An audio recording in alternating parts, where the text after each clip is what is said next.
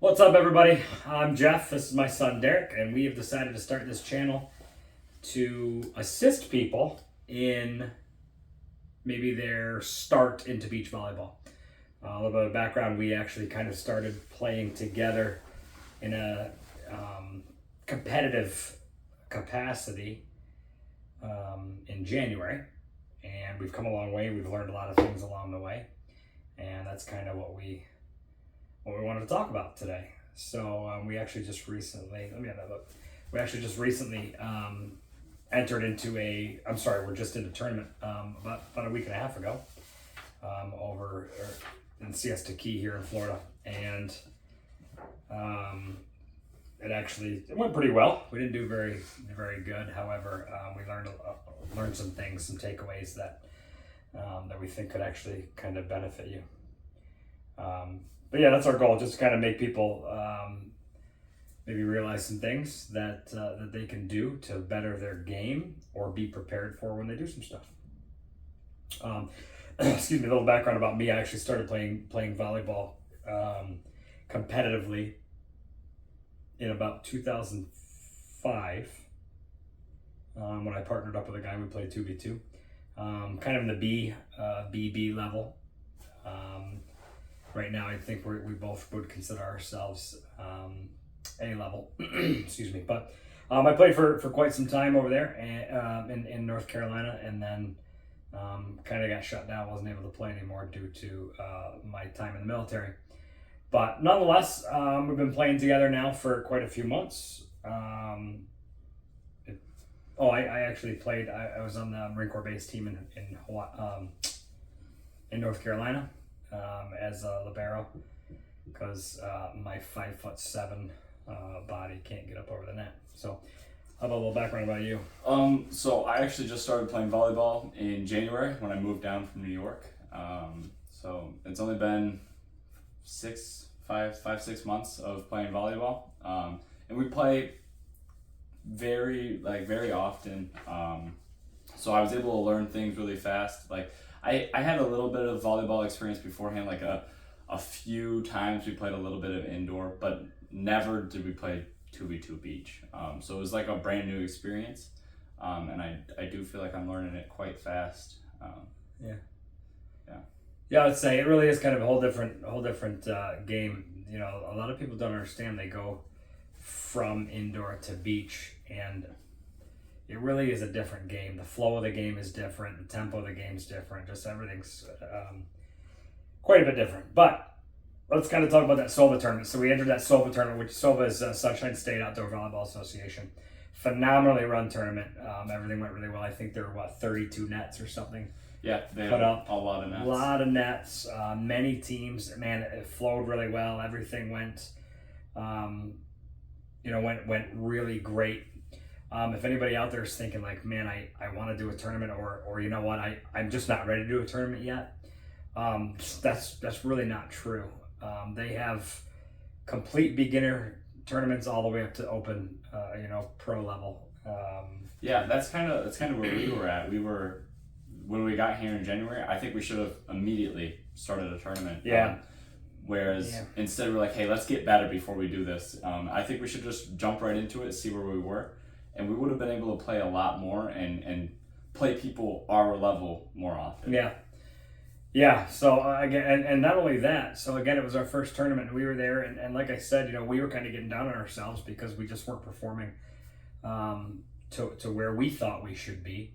But everybody was like, "Hey, man, don't worry about it. It's your first tournament. Like, it's really no big deal. This is great exposure," and it really was. It was great exposure to that. Everybody was super chill. Everybody was super nice. Yeah, just great. It's a great marketing tool. I've said this to Derek quite some times. Like I'm moving out of the game as he's moving into the game. So I'm not going to be his defender for much longer. He needs to find himself a blocker. But anyway, some things that you need to make sure you pay attention to though, and if you want to sign up, especially if you're doing something. I mean, we're kind of catering right now to the Florida thing because of the Sunshine State Outdoor Volleyball Association, but you need to be a member of the AVP. Yeah. It's like $30 a year. I don't remember exactly what it is. I mean, There's there's like different levels, but Nonetheless, you just have to have an AVP number, and you can go ahead and enter in one of these tournaments. Both you and your partner. Both you have can't to be. just not just one of them. It has to be both. Yeah, both have to be. So, but even still, after you do the AVP thing, the registration was super easy. It was no problem getting all that stuff done. We got there. We actually got there, and there were, I don't know, there were probably, we'll call it 4 teams warming up again on many nets. But we kind of, how did we know we're at net 22? It told us. It actually emailed us the day before. There you go. It gave us there was 3 pools, a total of 16 teams or 18 teams in our bracket. Yeah. Yeah, you're right. Yeah. So we got that email saying, hey, listen, you're going to be on court number 22. These are all the teams in your pool. Yeah. So we were able to immediately, it's super easy to find court 22. It's on the net. Yeah. So we went out there, set all our stuff up. We knew that we were about 45 minutes early to when we thought the tournament was going to start. So we didn't jump right into warming up. We did kind of get the body loose a little bit, but we started doing that, and then people slowly started, other people in our pool started showing up. Yeah, showing up next to us, and we were able to talk to them, joke around with them right off the bat. That was pretty good. Anyway, so shortly after that, they announced they wanted all of the AA all the way down to B, everybody over at the registration place. So we'd already registered. Again, register, what did it take, 20 seconds? Yeah. Hi, we're here to register. What's your name? McIntyre. All right, you're all set. Literally, that was our registration. So the online prior does really save a lot of time. But nonetheless, went over there. They kind of went over some basic rules, some rules that I think that we are probably in the next video we do. We're going to talk about some basic rules that, again, just plain and simple, do not compute from indoor to 2v2 beach volleyball. So we're going to talk about that probably in a later episode. But yeah, nonetheless, they told us some rules. Went over there. We were the first game, and we got right at it. They even had a schedule as to who was supposed to ref, because they didn't. That'd be a lot of refs for them to put up on nets. So other people, other teams in the pool, you ref your own pool. So it went pretty well. There were a few things that we didn't. Yeah, there are a few times that the ref would be just sitting on their phone or not paying attention. Yeah. And then you're like, hey, what's the call? And they're sitting there looking at you like you got 4 eyes. Now, let's be honest. You try and be honest about things, but you're also still trying to win. So it's like, well, if nobody's there to make that call, I'm not going to make that call. But anyway, it is what it is. So nonetheless, we actually probably started. The tournament was supposed to start at 9. We actually started about 9:20.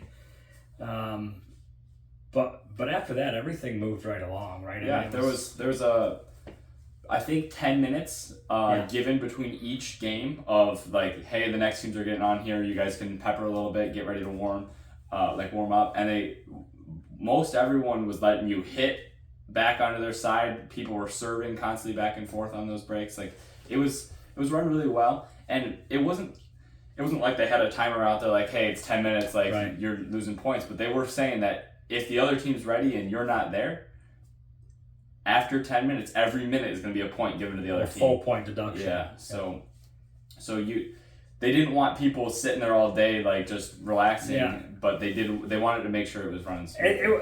It seems crazy to me how that would even happen. Honestly, everything was run so well, but they said that they did have a team that they were sitting there looking for them. This was definitely not this tournament, but the week before.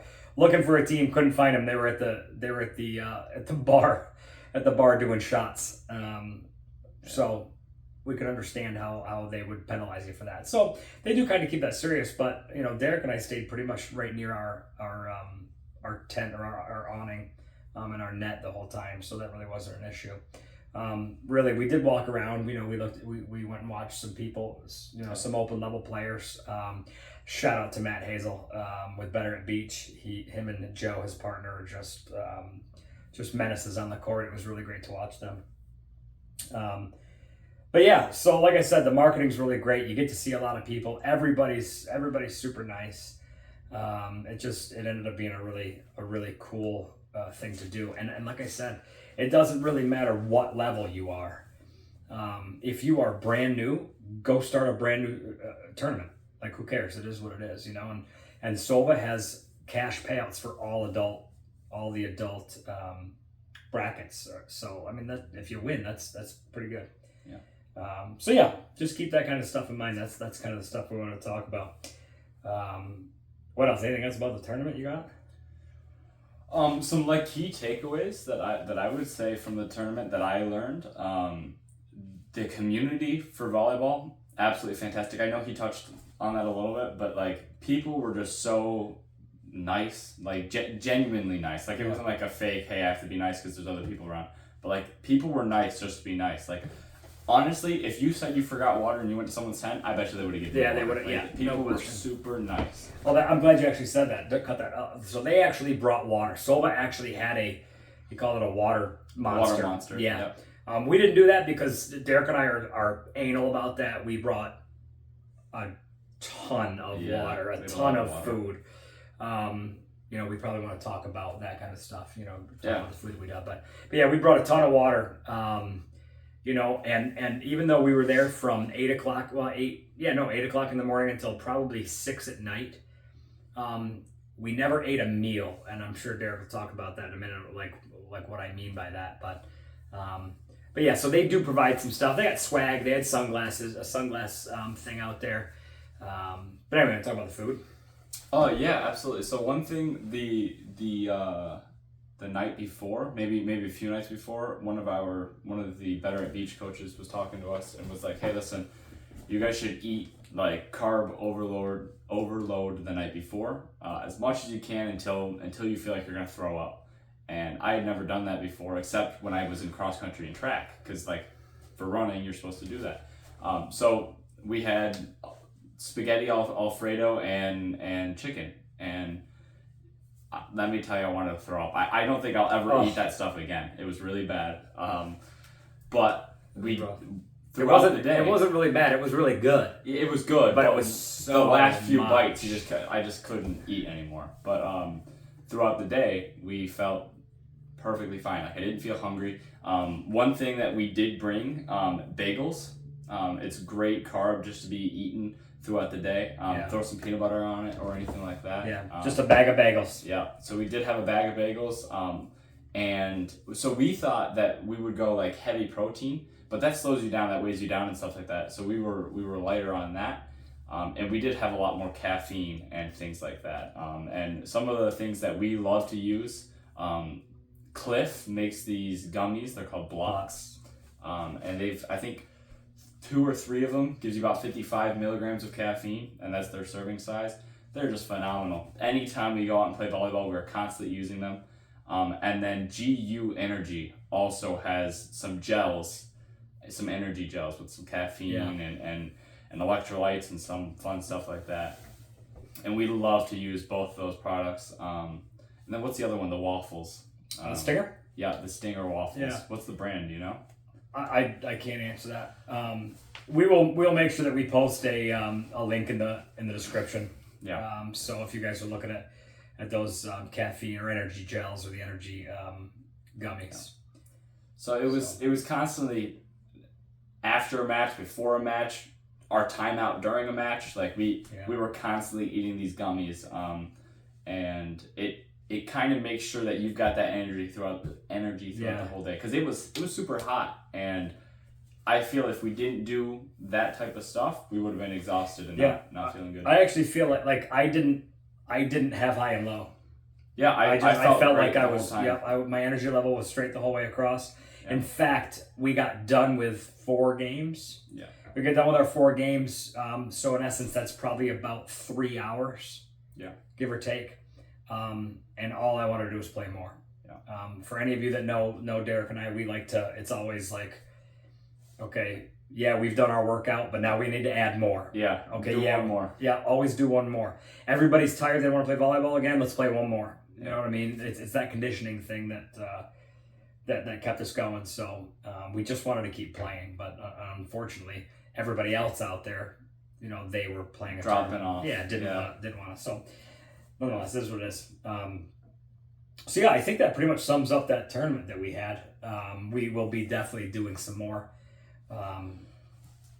Just like I said, just because if nothing else, it's fun. You get your butt kicked. Well, oh, who cares? It was great fun.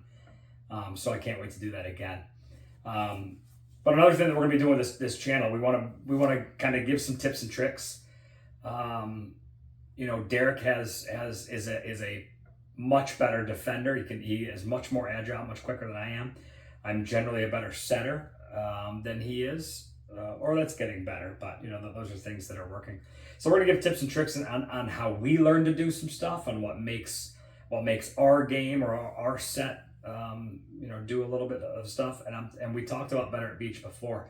If you guys are not, if you're getting into this and you're not following Better at Beach, YouTube, Instagram. Yeah, YouTube. Mark Burke over there, Brandon Joyner, Matt Hazel. I'll tell you what, those guys, they have transformed our game from we are just people in the court swinging to legitimately we're actually we're performing on the court, and it's been 4 months. Yeah, the first 2 months of us getting into volleyball, we watched about 2 hours a day Non-stop. of Better at Beach. A few other YouTubers, like the McKinnon brothers. Yeah, just a lot of people that we continuously watch these videos, to where I don't know if there's a video we haven't seen from Better at Beach, except the new ones that they just keep bringing out. Yeah, we've seen a lot of their videos.